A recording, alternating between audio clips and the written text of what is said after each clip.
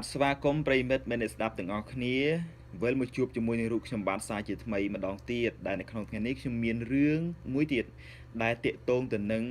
រដ្ឋបាលនៅក្នុងព្រះរាជាណាចក្រកម្ពុជាដែលខ្ញុំបានដកស្រង់ចេញពី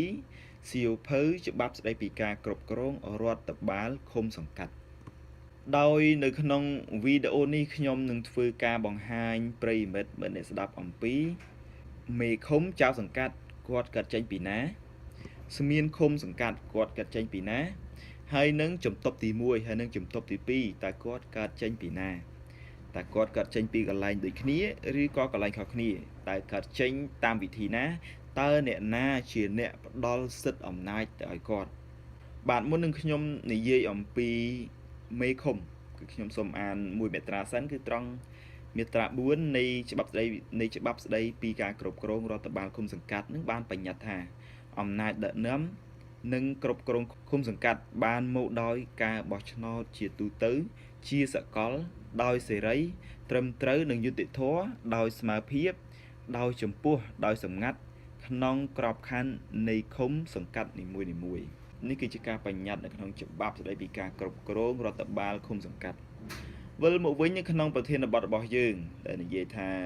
មេឃុំខ្ញុំនិយាយអំពីមេឃុំគឺគាត់កាត់ចេញអំពីការបោះឆ្នោតពីប្រជាពលរដ្ឋបាទគឺកាត់ចេញពីការបោះឆ្នោតរបស់ប្រជាពលរដ្ឋថានឹងឲ្យគាត់ដឹកនាំនៅក្នុងឃុំសង្កាត់របស់គាត់អញ្ចឹងន័យថានៅក្នុងឃុំសង្កាត់មួយមានភូមិជាច្រើនណាតែបានបញ្ជាក់ជាភូមិជាច្រើនហើយជារៀងរាល់5ឆ្នាំម្ដងគឺនឹងបង្កើតឲ្យមានការបោះឆ្នោតជ្រើសរើសក្រុមប្រឹក្សាឃុំសង្កាត់អញ្ចឹងប្រជាពលរដ្ឋបើសិនណាជាគាត់ផ្ដល់ទំនុកចិត្តទៅឲ្យអ្នកណាម្នាក់ជាអ្នកគ្រប់គ្រងដឹកនាំឃុំសង្កាត់នោះគាត់ប្រជាពលរដ្ឋនោះនឹងបោះឆ្នោតទៅឲ្យអ្នកណាម្នាក់កាន់កាប់ជាអ្នកដឹកនាំឃុំសង្កាត់នោះអញ្ចឹងសូមសរុបមកសារជាថ្មីម្ដងទៀតថាមេឃុំចៅសង្កាត់គឺកាត់ចេញពីការបោះឆ្នោតជាសកលរបស់ប្រជាពលរដ្ឋជាបន្តគឺនិយាយអំពី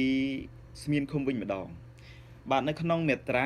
28នៃច្បាប់ស្តីពីការគ្រប់គ្រងរដ្ឋបាលឃុំសង្កាត់បានបញ្ញត្តិថាឃុំសង្កាត់ត្រូវមានបុគ្គលិកក្របខ័ណ្ឌរដ្ឋបាលនៃក្រសួងមហាផ្ទៃមួយរូប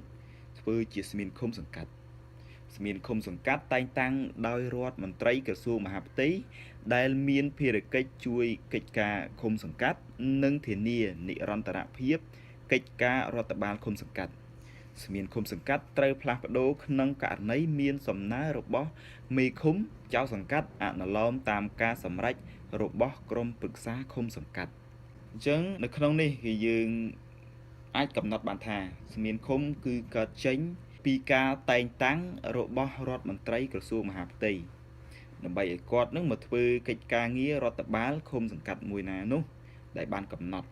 ហើយសូមបញ្ជាក់ផងដែរថាមុននឹងរដ្ឋមន្ត្រីតែងតាំងឲ្យអ្នកណាម្នាក់មកធ្វើជាស្មានឃុំនៅក្នុងឃុំសង្កាត់ណាមួយគឺបេក្ខជននោះគឺត្រូវឆ្លងកាត់ការប្រឡងប្រជែង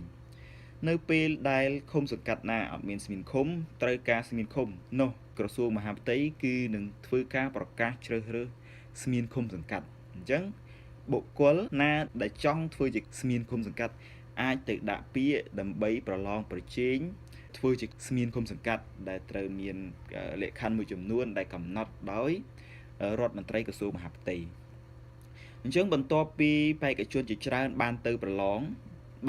ប្រជែងគ្នាដើម្បីធ្វើជាស្មានឃុំសង្កាត់នោះហើយមានបេក្ខជនមួយដែលមានពិន្ទុច្រើនជាងគេក្នុងចំណោមបេក្ខជនជាច្រើននោះគេនឹងសម្រេចយកបេក្ខជននោះឲ្យទៅធ្វើជាស្មានឃុំសង្កាត់ហើយគល់នោះនឹងត្រូវតែងតាំងដោយរដ្ឋមន្ត្រីក្រសួងមហាផ្ទៃហើយនឹង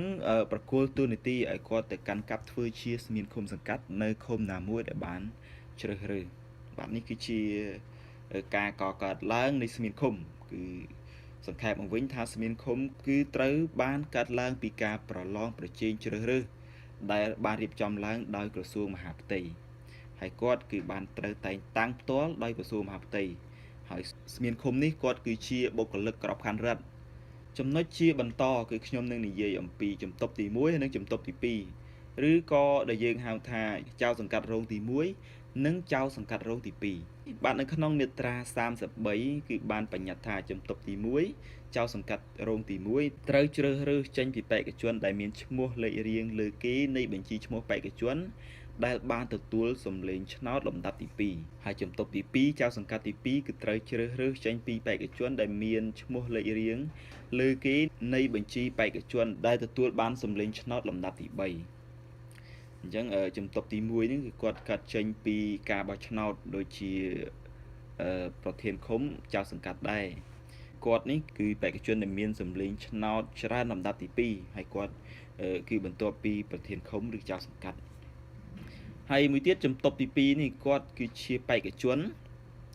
ដែលមានសម្លេងឆ្នោតលំដាប់ទី3អញ្ចឹងសរុបសារជាថ្មីម្ដងទៀតថាពេលដែលត្រូវជ្រើសរើសក្រុមប្រឹក្សាឃុំសង្កាត់ហើយក្រោយពីការបោះឆ្នោតជាសកលរបស់ប្រជាពលរដ្ឋរៀងរាល់5ឆ្នាំម្ដងហើយបេក្ខជនណាដែលមានសម្លេងឆ្នោតលើគេគឺត្រូវធ្វើជាមេឃុំឬក៏ចៅសង្កាត់ហើយបេក្ខជនណាដែលមានសម្លេងឆ្នោតច្រើនលំដាប់ទី2គាត់នឹងមានតំណែងជាជំទប់ទី1ឬក៏ចៅសង្កាត់រងទី1ហើយបេក្ខជនណាដែលមានសម្លេងឆ្នោតខ្ពស់លំដាប់ទី3គឺគាត់នឹងមានតួនាទីជាជំទប់ទី2ឬក៏ចៅសង្កាត់រងទី2ហើយជាចុងក្រោយខ្ញុំសូមសរុបសារជាថ្មីម្ដងទៀតជាសង្ខេបថាមេឃុំចៅសង្កាត់ជំទប់ទី1ហើយនិងជំទប់ទី2គឺគាត់កាត់ចេញពីការបោះឆ្នោតជ្រើសរើសក្រុមប្រឹក្សាឃុំសង្កាត់ចំណែកឯស្មានឃុំគឺគាត់កាត់ចេញពីការប្រឡងប្រជែងហើយនឹងត្រូវបានតែងតាំងឡើងដោយរដ្ឋមន្ត្រីក្រសួងមហាផ្ទៃបាទជាចុងក្រោយខ្ញុំបាទសូមបញ្ចប់ប្រធានបទនេះតែប៉ុណ្ណេះហើយសូមខន្តីអធ្យាស្រ័យរាល់កំហុសខុសឆ្គងដោយអចេតនាហើយបើសិនណាជាមានមតិយោបល់អ្វីអាចខមមិនបាននៅខាងក្រោមសូមគោរពជម្រាបលាជួបគ្នានៅក្នុងវីដេអូក្រោយទៀតសូមអរគុណ